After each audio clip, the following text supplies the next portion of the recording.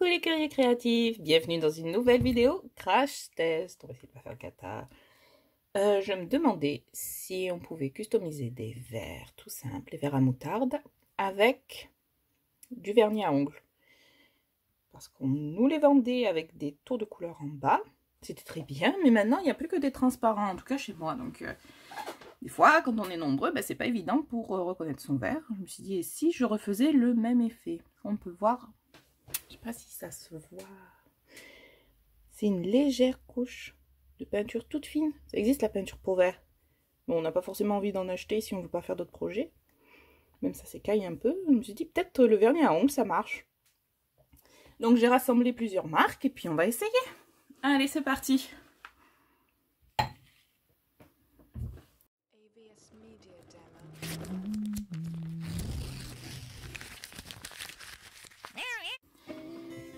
J'ai pris du scotch pour délimiter la zone. Vu que c'est arrondi, je suis pas bien sûre que ça va fonctionner. Un morceau pas trop large, pas trop long, pardon. Est-ce que je fais toute la longueur? Oui, parce qu'après c'est ça, ça part. Ça va faire des plis, ça risque d'être plus cata qu'autre chose. On va y aller franchement. Je sais pas, il y a un peu de calcaire sur celui-là. Bon. Première étape, on va leur mettre un petit coup de propreté. Voilà, j'ai juste pris un petit chiffon humidifié.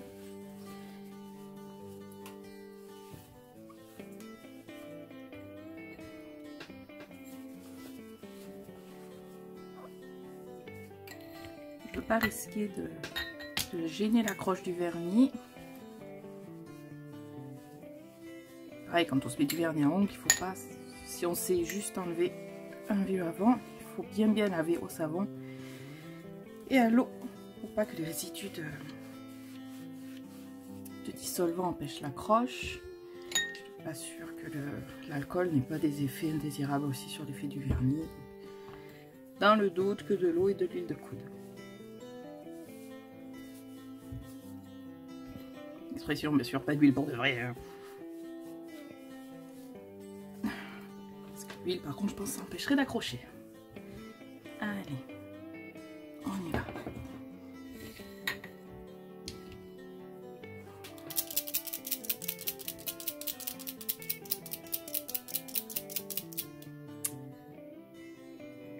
Donc, pendant que je fais, je suis en train de me dire, c'est vrai que le tour, oh sérieusement, le tour sera plus visible, mais ça va être plus délicat à faire.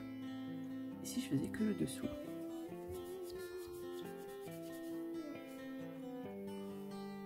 Ça, le tour, ça va être galère à faire quelque chose de régulier. Et le dessous, j'ai une autre éclair chez moi et j'avoue que je ne suis pas toujours le dessous des verres. Ça fait moche. Bon, du coup, il mérite un lavage au vinaigre et un gros rinçage. Ça, je peux pas le faire devant la caméra. Je reviens. Voilà. Oups. La partie prépa est terminée. C'est pas forcément sympa à faire, mais c'est essentiel, quel que soit votre projet. Préparez bien votre support de base. Sinon, ça pourrait tout faire rater, ce serait dommage. Ce que j'ai remarqué d'ailleurs en faisant ce nettoyage, on dirait approfondi, c'est qu'il y a un léger recreux. Je sais pas si ça se voit. Donc, je vais essayer de mettre le vernis plutôt à l'intérieur là, pour éviter qu'avec le frottement, il s'écaille et il disparaisse. J'espère que ça va se refléter dans la base. On va voir.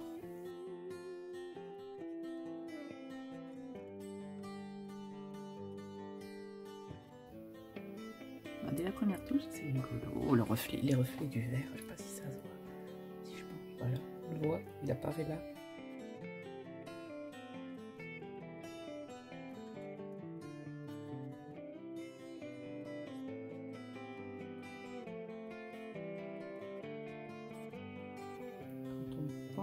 Bon, on voit au fond du verre, c'est peut-être pas canon au fond du verre comme ça, mais sur le côté, oh, ça se voit pas sur le côté.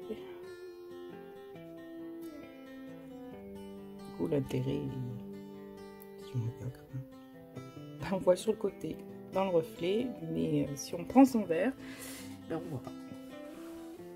Donc il va falloir s'armer de courage et essayer de faire le long truc. J'ai jamais réussi à poser le scotch en arrondi. Bon. Alors, je vous dis, autant c'est relativement facile à faire.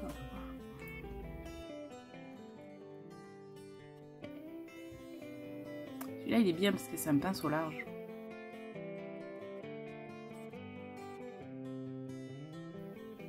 Et on pourra pas avoir quand même un rendu comme peinture sur verre. Là, je repasse, mais du coup, c'est un peu trop épais, ça va faire dépater. Essayer de retrouver une petite régularité. Donc, je vais peut-être attendre que ça sèche pour faire une deuxième couche. On va tester un autre vernis. Et une autre façon de faire. Je pense que je vais de suite faire l'épaisseur. Ça va couler. Ça vous le fait à vous aussi, là, la moutarde qui coule, on ne sait pas pourquoi. Qui déborde du poivre dans un pot fermé. Je pense que c'est dû à un changement de température. Donc je disais, je vais faire l'épaisseur petit à petit, pas faire en bas puis plus haut. Parce que tout en bas, je trouvais que ça faisait vraiment trop fin, puis ça faisait bizarre parce que justement on voit le fond du verre.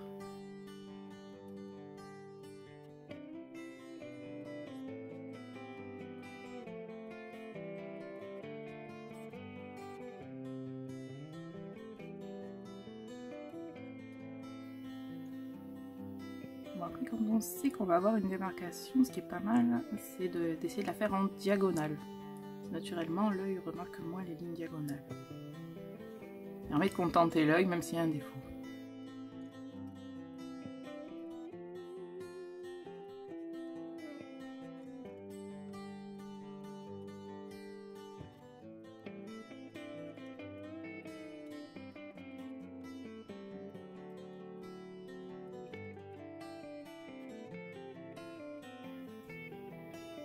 Franchement, ça aide la brosse large.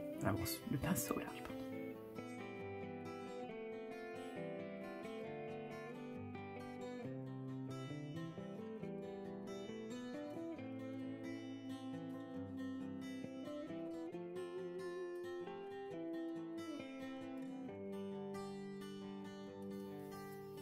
C'est comme tout.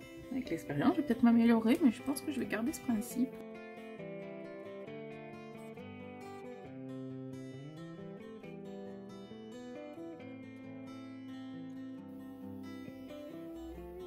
Du coup, j'ai décidé de changer de façon de faire, d'être un goutte un peu grosse, un peu loin, et après de faire directement des raccords. Parce que pareil, la perfection est ennuyeuse. Alors lui, il glisse sur là particulièrement bien.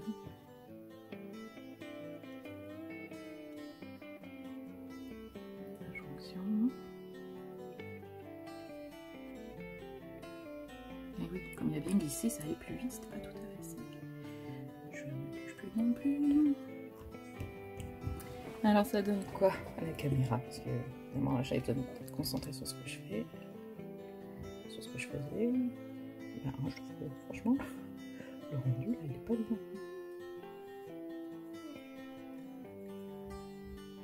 L'intérieur du verre, ça fait pas moche. Du côté ça va. Je peux pas encore le poser. Maintenant, il faudra espérer qu'il tienne au lavage. Allez, maintenant, on va voir pour essayer de rectifier du coup le coup des autres. Sinon, je suis bonne pour un petit coup de dissolvant. C'est ça qui est pas mal, c'est que c'est amovible comme technique. De toute façon, ça peut s'enlever, donc je sais pas pourquoi je me stresse toute seule. Putain, j'ai déjà fait le tour. Comme quoi, en pratiquant, on s'améliore. On va avoir une troisième couche pour uniformiser, je pense. Je pense que ça va marcher. Ça va marcher. Fonctionner. Un petit coup, mais un petit coup de pinceau, mais c'est joli quand même. Hein.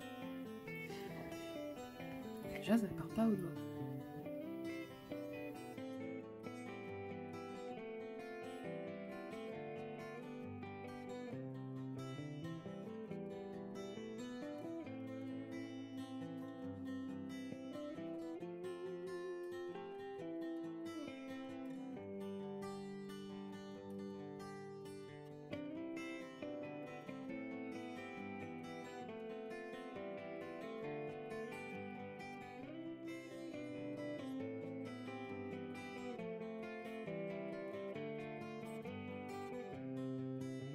Celui-là, je suis plutôt satisfaite de ma première couche, donc je ne vais pas le retoucher. Celui-là, je vais éviter parce que j'ai l'impression qu'avec l'épaisseur, ça... peut-être même pire. Donc, bon, après, le rendu, il n'est pas vilain non plus en soi. Franchement, ça reste un verre pour boire, c'est pas une œuvre d'art. C'est sympa aussi. Il méritait peut-être une troisième couche pour uniformiser. Mais c'est déjà pas mal. Hein. Franchement, il n'y a pas tant de défauts que ça. Puis je le recule, c'est sûr, je touche plus. Hop. Et par contre, on va essayer d'améliorer. En même temps, ça a été le premier, donc peut-être que j'efface tout et que je réessaye avec le coup de main que j'ai attrapé. Je m'obstine. Montrer que même ça peut paraître canon au départ, avec un petit peu de persévérance, d'application, ça peut le faire. Hein. J'ai l'impression que ça le fait.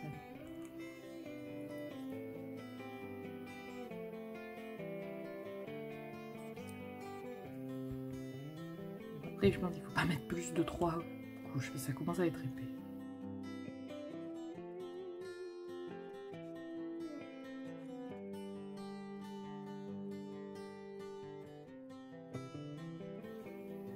Ah oui, c'est pas mal quand même. Hein.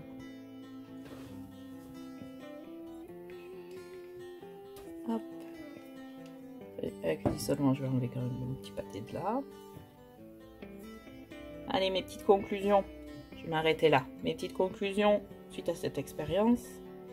Peut-être privilégier quand même les vernis transparents aux vernis opaques. Là même en première couche, celui-là, le rendu est bien. Ça a l'air de fonctionner. Ça marche. En tout cas, on arrive à appliquer le vernis sur le verre. Le rendu est plutôt joli. Je dis donc privilégier peut-être les vernis plus transparents, les lacs du coup en fait, hein, que les opaques. Et si vous en avez avec pinceau large, ah, c'est le top. Voilà, j'espère que cette petite vidéo vous aura plu, vous aura été utile. Et si ça vous a inspiré, je dirais à vous de jouer.